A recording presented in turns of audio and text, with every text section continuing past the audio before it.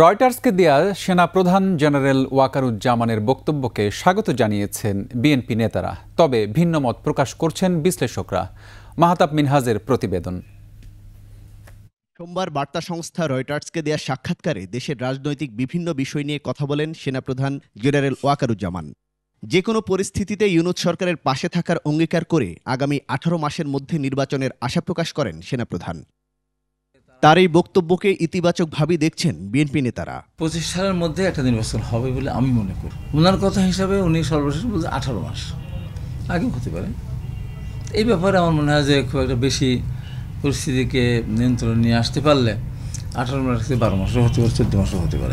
তবে এই বক্তব্য সরকারের সঙ্গে সাংঘর্ষিক হতে পারে বলে মনে করেন এই রাজনীতি বিশ্লেষক।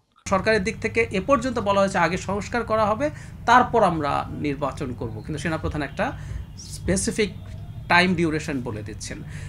যদি সরকারের দিক থেকে বলা হয় দ্যাটস ফাইন, যে সরকারের সাথে উনি আলোচনা করে বলেছেন, তাহলে আর কোনো সমস্যা নেই। না হলে কিন্তু সেনাবাহিনীর সাথে তাদের একটা দূরত্ব বা মতপার্থক্য বা দ্বিমত, এবং ওনার কথা শুনে মনে হচ্ছে যে 1.5 বছর পর্যন্ত উনি আসলে সরকারের সাথে খুব স্ট্রংলি থাকবেন।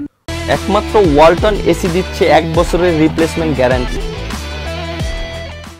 ওয়াকারুজ্জামানের সাক্ষাৎকারে সেনাবাহিনীকে রাজনৈতিক প্রভাবমুক্ত রাখার একটি রূপরেখাও উঠে আসে। উনি অবশ্য নিজে যেটা উল্লেখ করেছেন সেটা ঠিক, যে যেসব সেনাবাহিনীর সদস্য এখানে কোনো রকম অপরাধের সাথে জড়িত থাকে তাদের বিরুদ্ধে কঠোর ব্যবস্থা নেওয়ার কথা, এটাই নেওয়া যেতে পারে।